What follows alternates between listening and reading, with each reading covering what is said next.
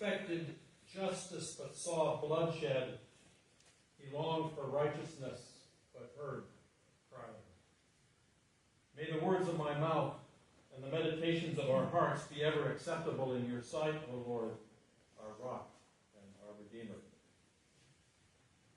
Amen.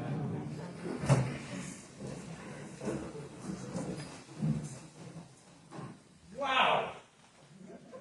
How about those readings this morning?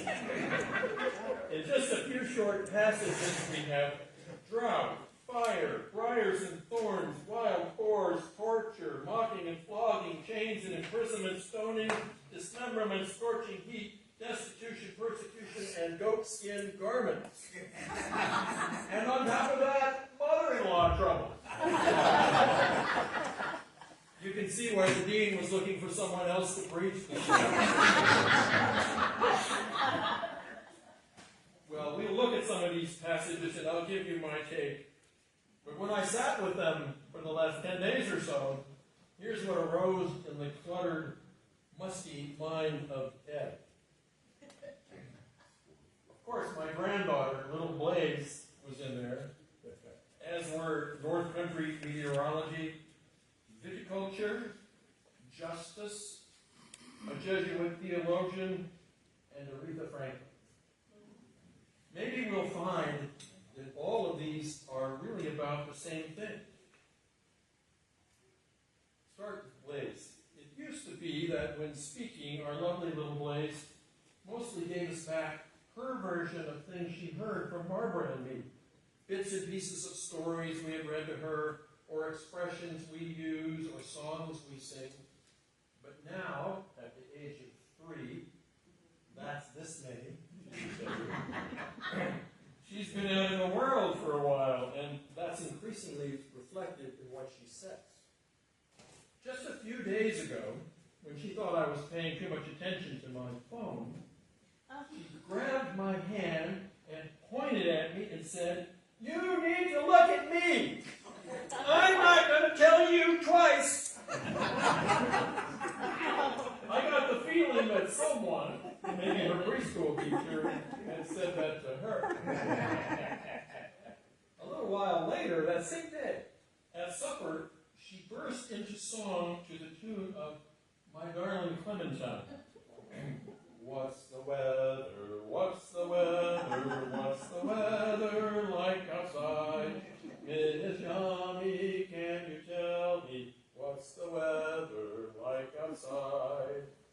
Miss Yummy is a teacher, and the song we later learned is something the children sing every morning at circle time. Then Miss Yummy leads them in a discussion of the day's weather.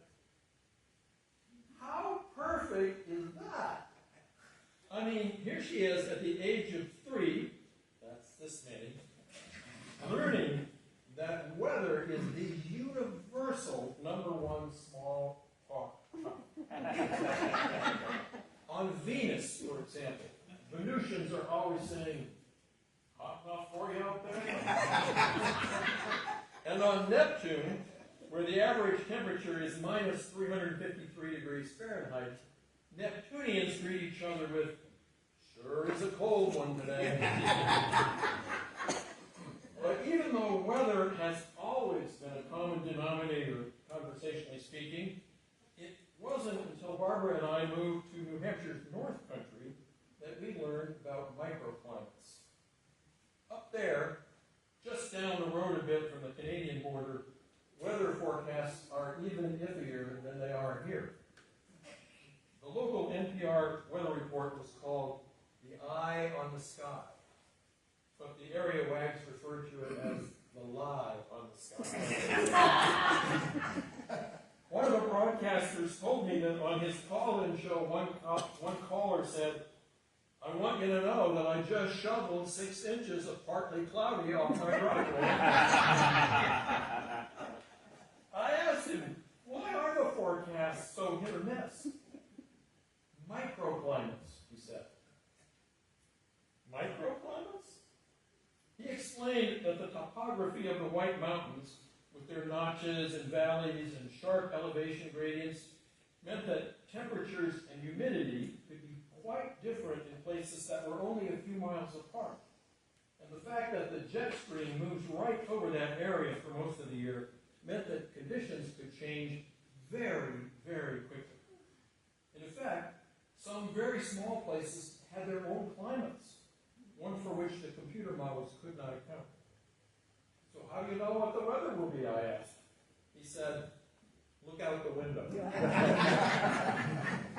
If you were a viticulturist, a vineyard owner, you would want to be looking out the window a lot. Apparently, growing grapes is extremely weather sensitive. Grapes need water, but not too much water. They need sun, but not too much sun. They need heat, but not too much heat.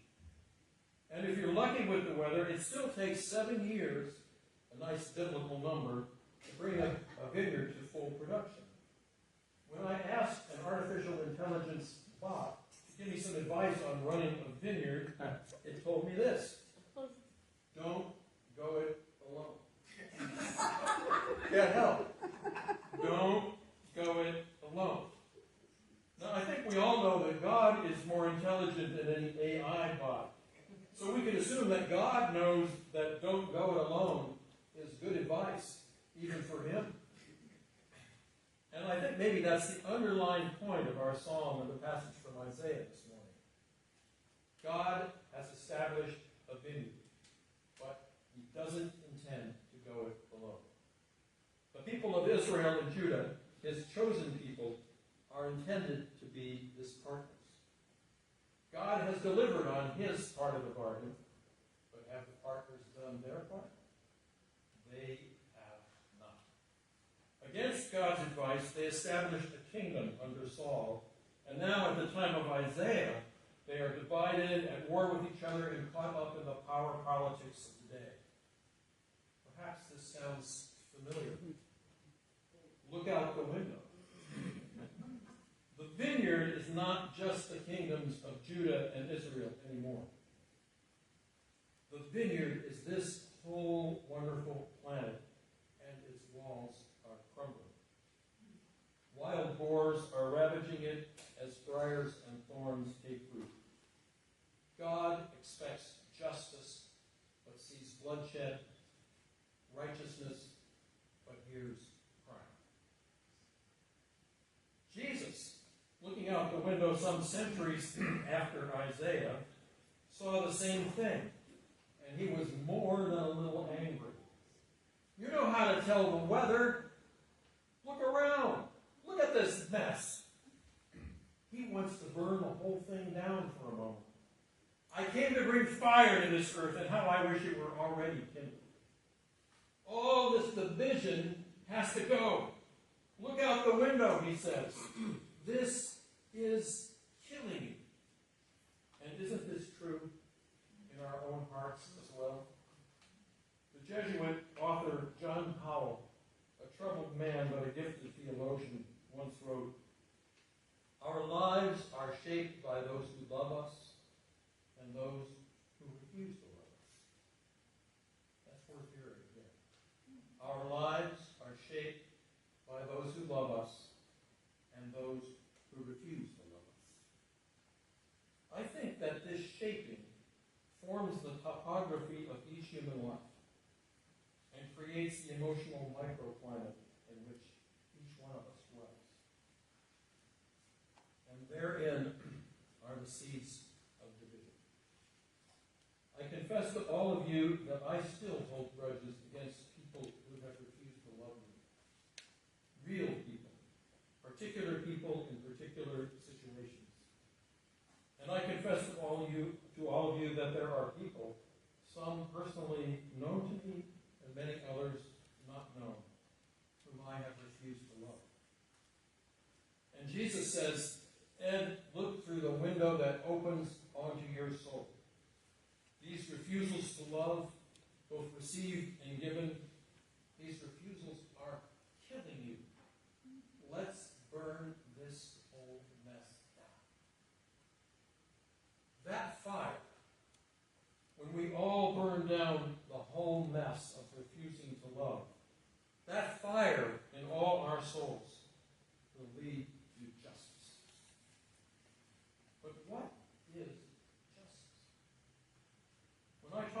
philosophy to high school seniors, we talked about justice this way. Justice doesn't mean everybody gets what they want. And it doesn't mean that everybody gets the same thing. Justice means that everybody gets what they need. And what do people need? Well, when we're talking about souls on fire, who better to ask than the Queen of Soul, Aretha Franklin? What you need, baby, I got it. All I'm asking for is a little respect, just a little bit. Respect, just a little bit. Remember that? R-E-S-P-E-C-T. Find out what that means to me. Respect, just a little bit. Now, I don't know if Aretha studied Latin. But the root meaning of respect refers to looking. It's from two Latin words, res spectare, literally to look at things. Radical respect requires us to look deeply into our own lives, to understand the weather patterns there. It requires us to look deeply at others, to understand how the microclimates of their lives might not be like ours. Radical respect requires that we not assign complex people to simple categories, like lines on a weather map where the cold front and the warm front are here, or the high pressure and the low pressure, or labels we use, red state, blue state, elitist liberal, or conservative reactionary. Respect requires us to understand that the vineyard needs to include all kinds of people. We can't go it alone. We need every color, every shape, every shade of opinion. We can't go it alone. Today's lessons are a warning and an admonition. But unlike little Blaze, God doesn't say, I'm not going to tell you twice. He tells us over and over and over. Look at me. Look at yourselves. Really look. Look at each other. Really look. Respect each other. Love each other. God says, look out the window. Check the window. Amen. Amen.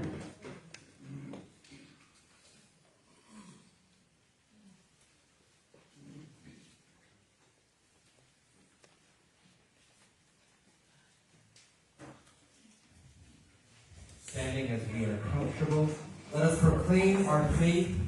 It's the Nicene Creed on page 11 of your bulletin. We believe in one God, the Father, the Almighty, maker of heaven and earth,